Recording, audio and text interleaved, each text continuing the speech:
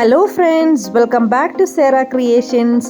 വളരെ നാൾക്ക് ശേഷം ഞാനൊരു ക്രാഫ്റ്റിംഗ് വീഡിയോ ചെയ്യാനായിട്ടാണ് നിങ്ങളുടെ മുന്നിൽ വന്നിരിക്കുന്നത്. ഇനി നമുക്ക് ഇതുപോലൊരു പ്ലാസ്റ്റിക് ബോട്ടിൽ കിട്ടിയിട്ടുണ്ട്. അപ്പം നമുക്ക് അത് വെച്ചിട്ട് വളരെ സിമ്പിളായിട്ടൊരു ക്രാഫ്റ്റ് ചെയ്യാം. അപ്പോൾ നമുക്ക് എന്തായാലും വീഡിയോയിലേക്ക് പോകാം. അപ്പോൾ നമുക്ക് ഇതിന് വേണ്ടിയിട്ട് ഒരു പ്ലാസ്റ്റിക് ബോട്ടിലാണ് വേണ്ടത്. ഇതുപോലെ കളറുള്ളതോ അല്ലെങ്കിൽ കളറില്ലാത്ത ബോട്ടിലോ യൂസ് ചെയ്യാം. അതുപോലെ നമുക്ക് ത്രെഡ് വേണം. ഇതിപ്പം ഏത് കളറാണെങ്കിലും കുഴപ്പമില്ല, നമുക്ക് ഇഷ്ടമുള്ള കളർ എടുക്കാം. പിന്നെ ഒരു CD മാർക്കർ എടുത്തിട്ടുണ്ട്. പിന്നെ നമുക്ക് കത്രികയും ഒരു നൈഫും ആവശ്യമായിട്ടുണ്ട്, കട്ടിംഗ് ബ്ലേഡ് കേട്ടോ. ഇനി നമുക്ക് ഡെക്കറേറ്റ് ചെയ്യണമെന്നുണ്ടെങ്കിൽ ഇങ്ങനത്തെ ചെറിയ ക്രിസ്റ്റൽ പോലത്തെ ബീഡ്സ് ഒക്കെ യൂസ് ചെയ്യാം, അല്ലെങ്കിൽ 3D ഔട്ട്ലൈനർ യൂസ് ചെയ്യാം. ആദ്യമേ നമുക്ക് ഇതിൻ്റെ ഒരു ഏരിയ കട്ട് ചെയ്തെടുക്കണം കേട്ടോ.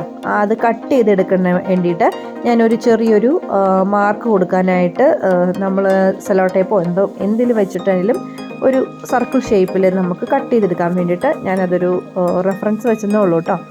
അപ്പോൾ അങ്ങനെ ഒന്ന് വെച്ചിട്ട് ഒന്ന് കട്ട് ചെയ്തെടുക്കാം. ആദ്യമേ നമുക്ക് വരച്ചിട്ട് വേണം കട്ട് ചെയ്തെടുക്കാൻ, കാരണം ബ്ലേഡ് വെച്ചിട്ട് നമ്മൾ യൂസ് ചെയ്യുന്നതുകൊണ്ട് നമുക്ക് ഏകദേശം ഒരു ഐഡിയ വരണം എങ്ങനെയാണ് ഷേപ്പ് വേണ്ടതെന്നുള്ളത്. അതുകൊണ്ടാണ് ഞാനിങ്ങനെ വരച്ച് വയ്ക്കുന്നത് കേട്ടോ. അപ്പോൾ നമ്മൾ വരച്ചെടുത്തിട്ടുണ്ട്. ഇനി നമുക്ക് ഈ ഒരു ഏരിയ കട്ട് ചെയ്തെടുക്കണം. കട്ട് ചെയ്യുന്നതിന് ഞാൻ ബ്ലേഡാണ് യൂസ് ചെയ്യുന്നത്, നമ്മുടെ നൈഫ്.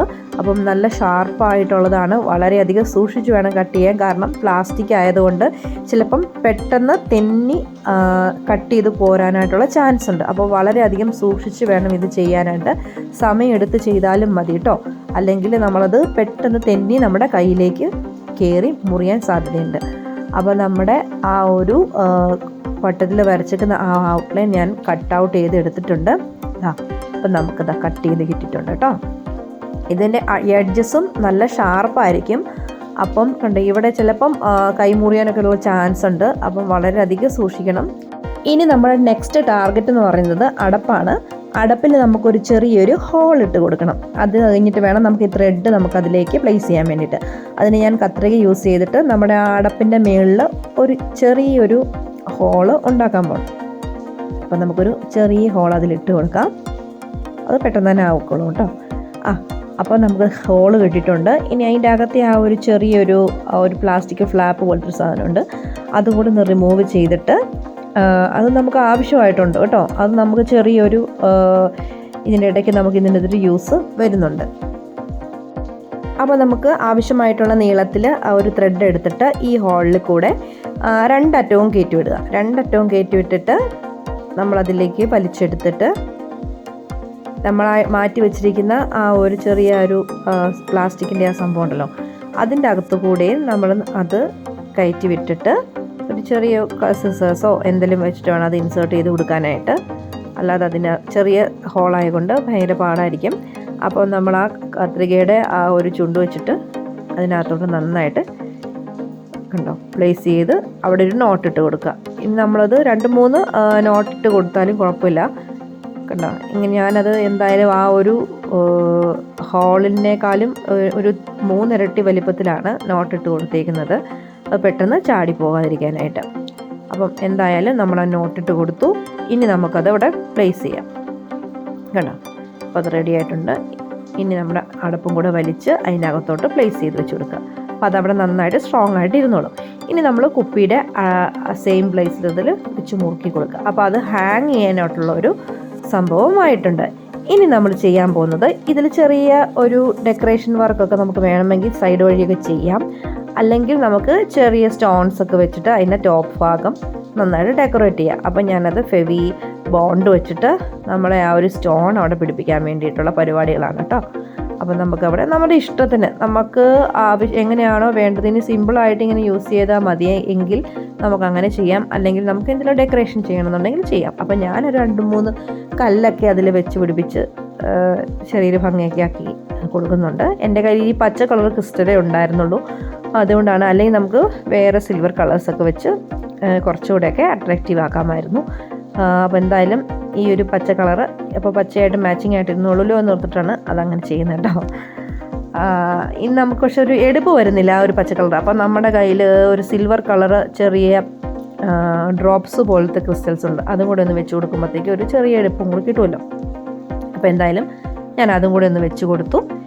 ഇനി നമുക്ക് ആ ഒരു നെക്ക് പോർഷനിലും ഞാൻ കുറച്ച് സ്റ്റോൺസ് വെച്ച് പിടിപ്പിച്ചു. ഇനി ആ ഒരു 3D ഔട്ട്ലൈനർ വെച്ചിട്ട് ജസ്റ്റ് ഒരു ഔട്ട്ലൈൻ. ഇനി അത് ഈ ഒരു ഇതും കൂടെ കൊടുക്കുമ്പോഴത്തേക്കും 2 കാര്യമുണ്ട്. ഒന്നാമത് നമുക്ക് നല്ല ഗ്രിപ്പ് നല്ലതായിട്ട് സ്റ്റിക്കായിട്ടിരിക്കും. കൂടാണ്ട് ഇതിൽ കുറച്ച് ഗ്ലിറ്റേഴ്സും പോലെയൊക്കെ ഉള്ളത് കൊണ്ട് അത് നന്നായിട്ട് നമുക്ക് ഡെക്കറേറ്റീവ് ചെയ്യാനായിട്ടും നമുക്ക് യൂസ് ചെയ്യാൻ പറ്റും. അപ്പോൾ ഞാൻ അതിൻ്റെ ആ ഒരു മൗത്ത് ഏരിയയിലും കുറച്ച് വെച്ചു. അപ്പോൾ ഒരു ദിവസം ഓവർനൈറ്റ് അത് വെച്ചപ്പോഴത്തേക്ക് നന്നായിട്ടത് ഉണങ്ങി കിട്ടി. ഇനി ഞാനിത് പ്ലാൻ ചെയ്യുന്നത് ഇതൊരു ഹാങ്ങിങ് പ്ലാന്ററായിട്ട് യൂസ് ചെയ്യാൻ വേണ്ടിയിട്ടാണ് ഞാനിതിങ്ങനെ കട്ട് ചെയ്തെടുത്തത്. അപ്പോൾ നമുക്കിതിന് വേണ്ടിയിട്ട് ഞാൻ കുറച്ച് മണി പ്ലാന്റ്സ് ആണ് എടുത്തിരിക്കുന്നത്, ഗോൾഡൻ പോത്തോസിൻ്റെ കാറ്റഗറി ഉള്ളത്. അപ്പോൾ അതിന് ഞാൻ ഓൾറെഡി വെള്ളത്തിലിട്ട് അത് പ്രൊപ്പഗേറ്റ് ചെയ്ത് വെച്ചിരുന്നതാണ്. അപ്പം ധൈര്യമായിട്ട് നമുക്കിനി അതിലേക്ക് വെച്ച് കൊടുക്കാം. എന്തായാലും അത് പെട്ടെന്നൊന്നും അഴുക്കായി പോകത്തില്ല. അതിൻ്റെ വേരൊക്കെ നന്നായിട്ട് വന്നിട്ടുണ്ട്.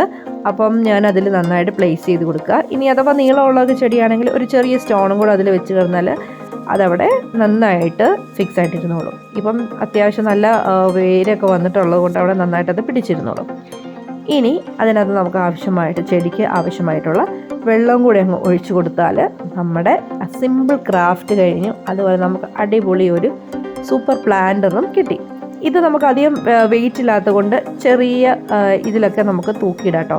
വീടിനുള്ളിലൊക്കെ അവിടെ ഇവിടെയൊക്കെ ആയിട്ട് ഇങ്ങനെ ബോട്ടിൽസ് നമുക്ക് ചെയ്തിട്ട് ഇതുപോലെ മണി പ്ലാന്റ്സ് വെച്ച് കൊടുക്കാം. അതായത് വെള്ളത്തിൽ വെക്കുന്ന പ്ലാന്റ്സ് ആണെങ്കിൽ മണി പ്ലാന്റ് ആണെങ്കിൽ നമുക്ക് 100% ഷുവറാണ്. ഇതിലാകുമ്പോഴത്തേക്ക് അധികം കെയർ ഒന്നും വേണ്ട. വെള്ളം തീരുന്നതനുസരിച്ച് നമ്മൾ ഒഴിച്ചു കൊടുത്താൽ മാത്രം മതി. പിന്നെ ഞാനത് ഹാളിൽ ചെറിയൊരു ആണി ഉണ്ടായിരുന്നു, അതിൽ ഞാൻ തൂക്കിയിട്ട് കൊടുത്തു. അപ്പം നല്ലൊരു ഭംഗിയായിട്ടുണ്ട്. അപ്പം നിങ്ങളും ഇതൊന്ന് ട്രൈ ചെയ്ത് നോക്കണം. വെറുതെ എത്രയോ കുപ്പികളാണ് നമ്മൾ വെറുതെ ദൂരെ കളയണത്, ജ്യൂസിൻ്റെയും അതും ഇതുമൊക്കെ. അതുപോലെ നമുക്ക് എന്തെങ്കിലുമൊക്കെ ഡെക്കറേഷൻസ് ചെയ്തിട്ട് നമ്മുടെ വീട് നല്ല രീതിയിൽ നമുക്ക് ഡെക്കറേറ്റ് ചെയ്യാം. അപ്പോൾ നിങ്ങൾക്ക് വീഡിയോ ഇഷ്ടപ്പെട്ടാൽ തീർച്ചയായിട്ടും ലൈക്ക് ചെയ്യാനും കമൻറ്റ് ചെയ്യാനും മറക്കരുത്. അപ്പോൾ ഇതുപോലെ ക്രാഫ്റ്റിംഗ് ഒക്കെ ചെയ്യുന്നവർക്ക് വീഡിയോ ഷെയർ ചെയ്ത് കൊടുക്കുക. അതുപോലെ തന്നെ എൻ്റെ ചാനൽ ആദ്യമായിട്ടാണ് കാണുന്നതെങ്കിൽ സബ്സ്ക്രൈബ് ചെയ്യുക. അപ്പോൾ സബ്സ്ക്രൈബ് ചെയ്യുമ്പോൾ തൊട്ടടുത്ത് കാണുന്ന ബെല്ലൈക്കണും കൂടി ഒന്ന് തലോടി വിട്ടേര് കേട്ടോ. അപ്പോൾ നമുക്ക് പുതിയൊരു വീഡിയോയുമായി കാണുന്നത് വരെ ബൈ.